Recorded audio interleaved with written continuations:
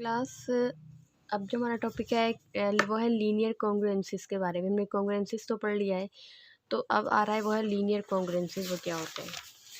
तो इसमें है एक ये एक्सप्रेशन आप देख रहे हैं, AX is congruent to B module M। ठीक है, इस टाइप की जो इक्वेशन होती है इसको हम कहते हैं लीनियर कॉन्ग्रुएंसेस। ठीक है, इसका linear congruences modulo M and by solution of this congruence we mean and integer. जैसे हम एक इक्वेशन का सॉल्यूशन निकालते हैं, ठीक है, तो इसी तरह इस एक्सप्रेशन का लीनियर कॉन्ग्रुएंस का भी सॉल्यूशन है।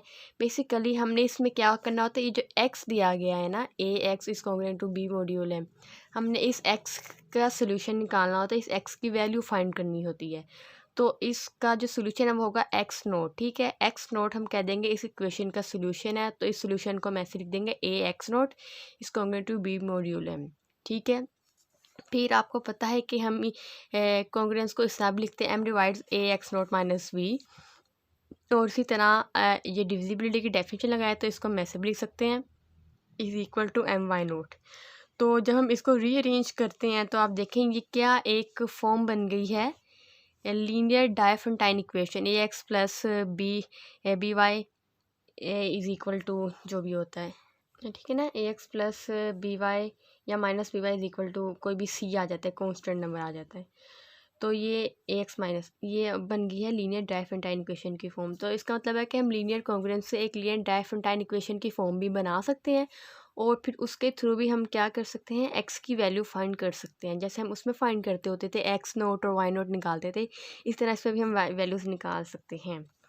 तो अब यही बात बताइए, और इसमें उसमें क्या होता था, एक्स डैश की जो वैल्यू होती थी इसके इक्वल होती थी और वाई डैश की वैल्यू इसकी इक्वल होती थी। ठीक है, तो यहाँ पे भी ये कहा गया X dash is equal to X और प्लस M ओवर dt।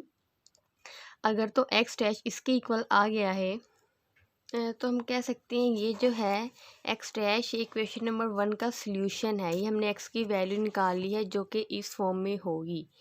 ठीक है, और X naught plus M over dt क्या है, is congruent to X naught modulo of M।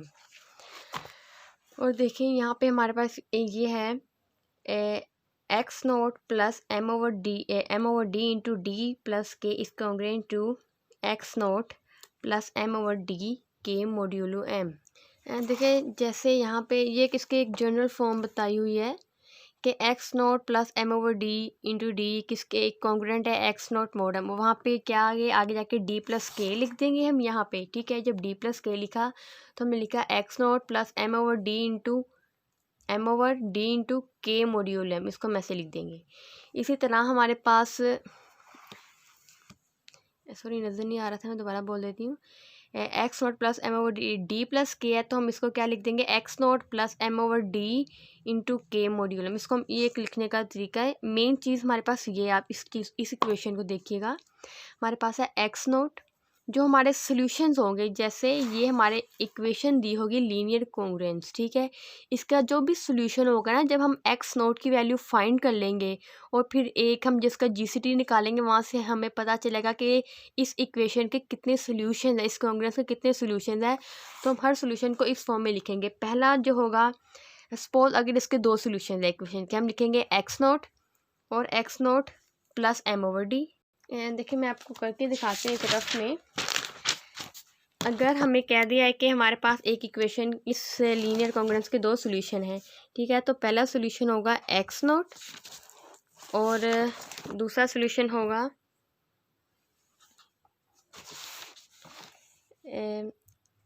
X naught plus M over D। ठीक है, और अगर कहीं तीन सॉल्यूशन है तो एक ये हो गया, दूसरा ये हो गया, तीसरा आ गया x naught plus 2M over D। चार सॉल्यूशन हो गए तो x naught plus 3M over D। ठीक है, अब हम एक्स नोट भी किसी का निकाल लेते हैं, मॉड्यूल हमें गिवन होता है, GCD भी हम निकाल सकते हैं। ठीक है, और इस तरह सोन चलते जाएंगे, हमारा जो होगा nth तक होगा वो होगा x naught plus M minus D minus one into M over D। ठीक है, ये हो गया हमारे पास एक लीनियर कॉन्ग्रुएंस इक्वेशन के सॉल्यूशंस होंगे। इस फॉर्म में हम लिखेंगे, जितने सॉल्यूशंस होंगे हमने हर सॉल्यूशन को इस तरह इस फॉर्म में लिखते रहना है। अब देखिए ये एक थ्योरम है इससे रिलेटेड। ऐसा करते हैं, थ्योरम से पहले हम एक एग्जांपल करते हैं ताकि आपको थ्योरम की समझ भी आ जाए। ठीक है, अब देखिए एक एग्जांपल हमें दी हुई है, हमें क्या दिया हुआ है, ओके ये एग्जांपल दी गई है।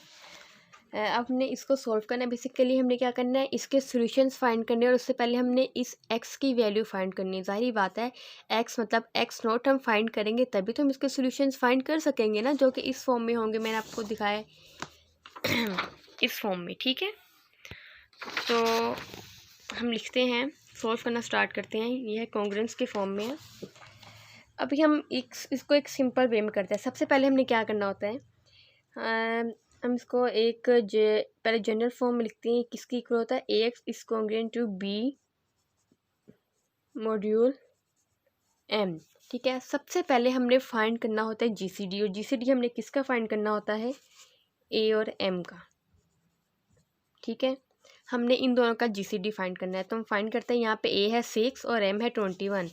हमने जीसीडी फाइंड करना है 6 और 21 का। जब आप इसको सॉल्व कर लेंगे, ठीक है, वो आपको जीसीडी तो फाइंड करना आता है, आपको डायरेक्टली बता देती हूँ, इसका जो जीसीडी होगा वो होगा 3। ठीक है, अब हमने जीसीडी फाइंड करने के बाद वही आप देखिए इसका लीनियर डायफेंटाइन इक्वेशन से रिलेशन है इसका। देखिए अगर मैं इसको सबसे पहले लीनियर डायफेंटाइन इक्वेशन की फॉर्म में लिखूँ, जैसे मैंने आपको ये यहाँ पे करके बताया है ना, इस इक्वेशन से हम लीनियर डायफेंटाइन इक्वेशन बना सकते हैं। तो मैं यहाँ पे बनाती हूँ। मैंने क्या किया, यहाँ से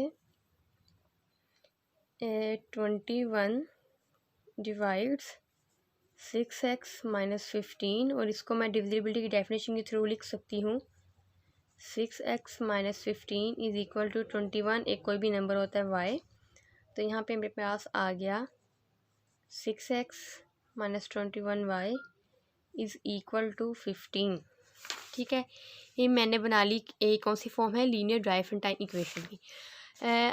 अब देखें इसके जो स्टेप्स है, हम चाहें तो हम यहाँ इसको इस फॉर्म में लेकर आके और इससे भी हम x की वैल्यू फाइंड कर सकते हैं और सोल्यूशन निकाल सकते हैं। ठीक है, तो अगर हमें डायरेक्ट करना है तो देखिए हम वही स्टेप्स करेंगे। हमने क्या किया, इसमें भी हम यही करते थे ना कि अगर सोल्यूशन, सबसे पहले हम ये चेक करते थे कि सोल्यूशन एग्जिस्ट करता है कि नहीं।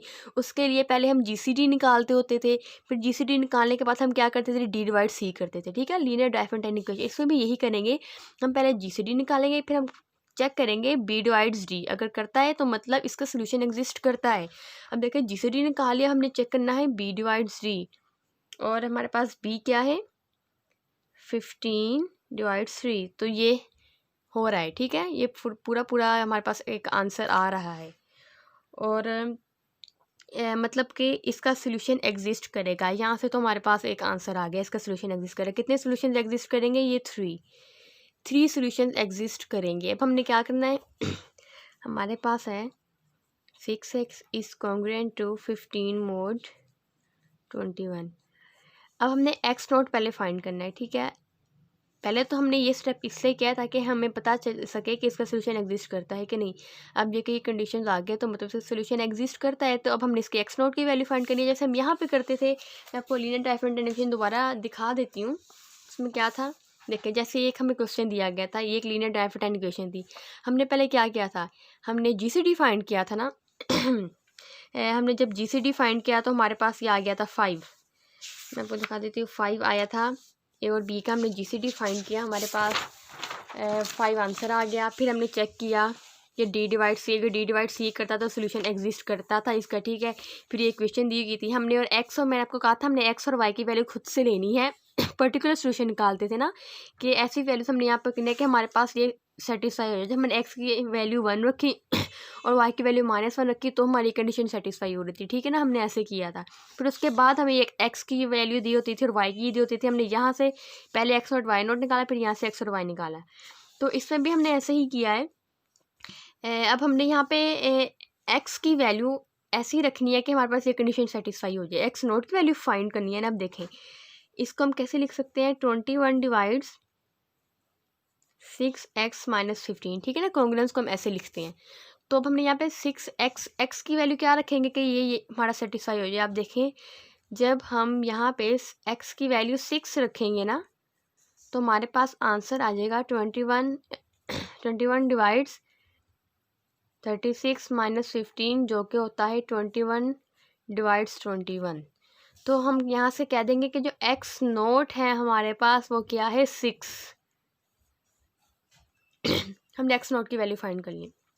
इस मेथड से करना सही है, लेकिन अगर आप इसको पहले लीनियर डाइफरेंटाइन इक्वेशन में कन्वर्ट करना चाहते हो और यहाँ से एक्स की वैल्यू फाइंड करना चाहते हो तो आप यहाँ से भी कर सकते हैं। देखिए जब हमने यहाँ पे x की वैल्यू 6 रखी और 21 y हमने 1 रखा तो हमारे पास 36 माइनस 21 ये हमारे पास 15 आ गया। तो यहाँ से भी हम x की वैल्यू फाइंड कर सकते हैं ना। तो हमारे पास ये क्या सोल्यूशन आ गया x नोट। अब हमने क्या करना है, हमारे पास 3 सोल्यूशन एग्जिस्ट करते हैं। GCD 3 आए ना तो मतलब हमारे पास 3 सोल्यूशन एग्जिस्ट करते हैं। हमारे पास x नोट की वैल्यू भी आ गई। अब हमने क्या करना है, हमने 3 सोल्यूशंस निकालने हैं जैसे मैंने ये बताई थी। ठीक है, कैसे निकालेंगे अब आप देखें। एक x नोट होगा पहला सोल्यूशन, दूसरा सोल्यूशन क्या है x नोट प्लस m/d और तीसरा सोल्यूशन क्या है x नोट प्लस 2m/d। ये हमारे 3 सोल्यूशन है। x नोट की वैल्यू रखी 6 प्लस m हमारे पास 21 है और d हमारे पास है 3 सेकंड सोल्यूशन, और थर्ड सोल्यूशन है 6 प्लस 2 इंटू 21/d और d हमारे पास 3 है। तो इसका आप मज़ीद सोल्व करें, 6 आ गया और जब आपने इसका सोल्व किया तो हमारे पास आ गया 13 और इसको जब आपने सोल्व किया हमारे पास आंसर आ जाएगा 21। ठीक है, तो ये हमारे पास आ गए हैं सॉल्यूशंस आ गए हैं ऑफ मॉड्यूल 12। आप यहाँ पे ये लाइन लिख दीजिएगा जैसे आप देखें बुक में लिखी गई है 6, 13, 20 are the solutions modulo M। ठीक है ना, ये है इनकॉन्ग्रुएंट सॉल्यूशंस। ठीक है ना, इसको हमने बोलना है ये है इनकॉन्ग्रुएंट सॉल्यूशंस है मॉड्यूलो 21 के। तो ये हमने एक लीनियर कॉन्ग्रुएंस को हमने क्या किया है, एक सोल्व किया है। उसमें सिंपली हमारा टारगेट क्या है, हमने ये x की वैल्यू निकालनी है और जितने सॉल्यूशंस होंगे हमने इसके सॉल्यूशंस लिख देने हैं इस फॉर्म में। ठीक है, लीनियर कॉन्ग्रुएंस के सॉल्यूशन हम इस फॉर्म में लिखते हैं। तो अब इसी से रिलेटेड एक थ्योरम करते हैं। ठीक है, इस थ्योरम में क्या कहा गया है, हमने क्या किया है